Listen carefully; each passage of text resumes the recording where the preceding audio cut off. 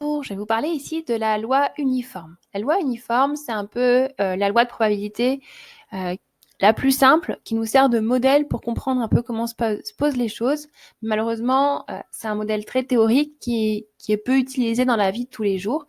Mais en tout cas, ça va nous permettre de bien comprendre ce que c'est une loi de probabilité et comment on raisonne avec des caractères, comment on regarde l'espérance, etc. sur une loi de probabilité d'une variable aléatoire continue. Alors, donc je viens de vous dire que la loi uniforme, c'est pas une situation très courante, mais s'il fallait modéliser une situation basique, c'est je prends la droite des réels, donc je prends deux réels A et B, A inférieur ou égal à B, et je veux regarder, je prends au hasard un nombre entre A et B.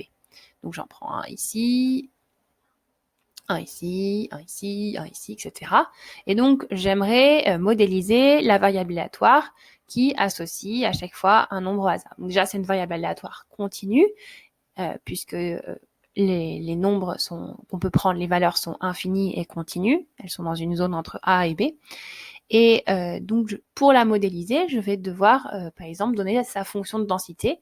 Et on sait qu'il y a un rapport entre la probabilité de la variable aléatoire et la fonction de densité. C'est l'air qui est compris entre la courbe de cette fonction de densité et l'axe des abscisses. Donc, c'est ce qu'on va essayer de définir ici. Donc, je prends un nombre au hasard entre A et B, un réel. Je sais, et c'est ce que je veux, c'est que la probabilité d'être entre A et B doit être égale à 1. Et nous, on cherche la fonction de densité, donc je vous rappelle ce que c'est. C'est une fonction qui est positive ou nulle sur un intervalle. L'aire de la surface compris entre la courbe et l'axe d'abscisse doit valoir une unité d'air sur l'intervalle i. Et puis, on veut que notre fonction ait un lien avec la probabilité de notre variable aléatoire, puisque on veut que la probabilité d'être dans une zone J, ça soit égal à l'aire comprise entre la courbe et l'axe d'abscisse. Donc, c'est ce qu'on cherche. Alors, peut-être que c'est difficile ici de voir à quoi va ressembler cette fonction densité, donc on peut regarder un exemple. On reprend notre livreur, donc il livre n'importe quand entre 8h et 18h et on n'a aucune information sur sa livraison. On ne sait pas que au max, c'est souvent plus le matin, etc. On ne sait rien. Donc ça veut dire que c'est n'importe quand, au hasard, entre 8h et 18h. Alors, on sait par exemple que la probabilité d'être pile à 10h, pile à 18h, pile à 17h, elle va être nulle, puisqu'ici on est dans une variable aléatoire continue. La probabilité d'être inférieur à 8, c'est 0, d'être supérieur à 18, c'est 0. Par exemple, si on regarde la probabilité d'être entre 8 et 9 heures ou inférieure à 9 heures, c'est une chance sur 10, donc c'est 1 dixième. Alors pourquoi? Parce qu'ici, on a un délai de livraison, enfin une zone, c'est de 10 heures. Entre 8 et 18 heures, il se passe 10 heures.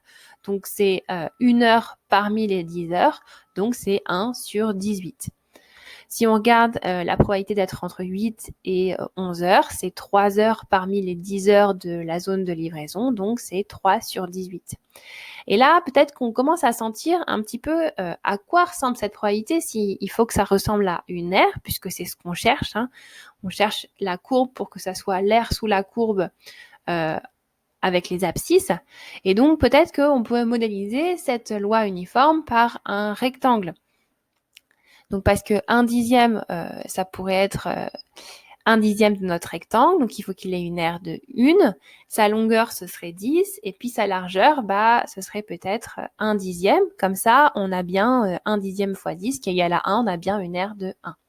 Donc finalement, la loi de densité, ce serait la fonction qui serait égale à 0 partout, sauf entre 8 et 18, où elle serait égale à 1 dixième.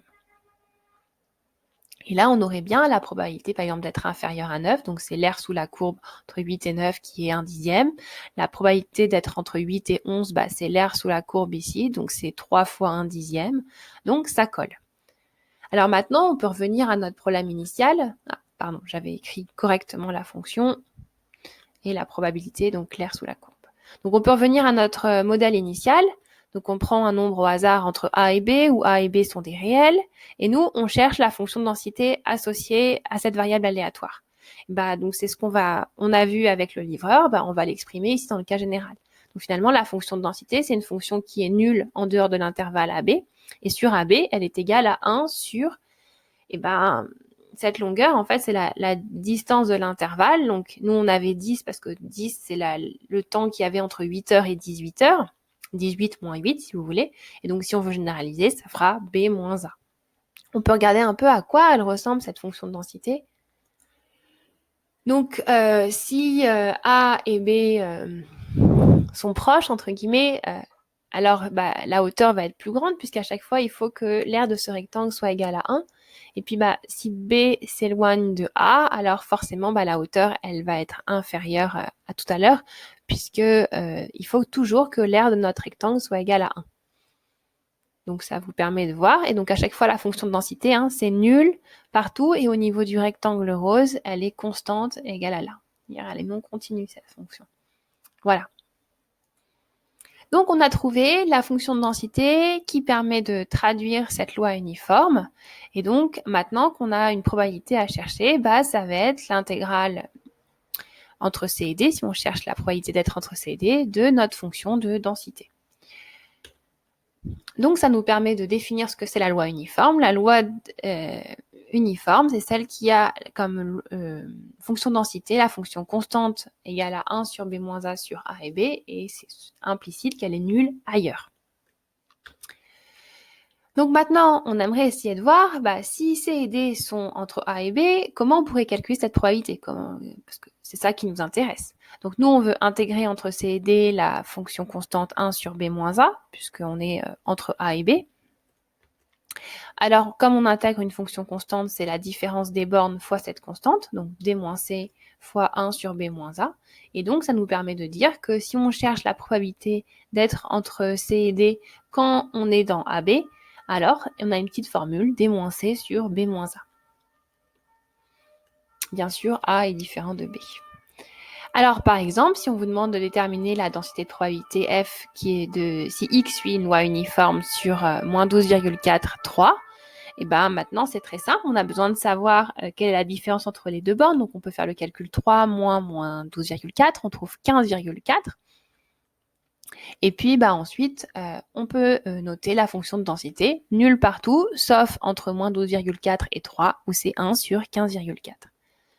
Il nous reste un dernier point à regarder, c'est la notion d'espérance. Puisque quand on a une loi de probabilité, on aime bien savoir l'espérance, qui est, si vous voulez, dans votre tête, l'idée de moyenne. Alors, l'espérance pour une variable aléatoire continue, elle est définie avec sa fonction densité, et c'est toujours l'intégrale d'entre A à B de x f de x dx. Alors, le A à B, en fonction de la densité, il est adapté. Vous imaginez bien qu'avec une loi normale, c'est pas facile parce que non, c'est intégré que sur un intervalle fermé, donc ça sera un petit peu à moduler, mais c'est quand même l'idée de cette définition. À chaque fois, on utilise la fonction de densité pour calculer l'espérance. Alors, regardons ce que ça fait pour une loi uniforme. Donc, on veut intégrer entre A et B T et F de T dt. Ici, comme on est sur AB, c'est 1 sur B moins A. On peut mettre le 1 sur B moins A devant, et on sait très bien intégrer T, puisqu'on connaît une primitive, par exemple T carré sur 2, ça convient bien. Ça nous permet d'écrire ici que c'est T carré sur 2 entre A et B. Donc ça nous fait 1 sur B moins A de B carré sur 2 moins A carré sur 2. Alors, B carré moins A carré, ce n'est rien d'autre qu'une entité remarquable. Donc on peut écrire que c'est B moins A fois plus B. Et puis on se rend compte que on peut simplifier par B moins A, et donc il reste A plus B sur 2. Donc ça veut dire que quand on veut calculer l'espérance d'une loi uniforme, on a toujours le A et le B, c'est nos deux bornes, et il suffit de les ajouter et de diviser par 2. Si on regarde notre situation avec le livreur, donc les bornes c'était de 8h à 18h, donc ça fait 8 plus 18 sur 2, ça donne 13. Alors comment on pourrait interpréter ce résultat? Ça veut dire que si on est livré un très grand nombre de fois, et qu'on ajoute à chaque fois, on fait la moyenne de ces heures de livraison, alors ça se rapprocherait de 13. J'espère que la loi uniforme n'a plus de secret pour vous. Je vous remercie. Au revoir.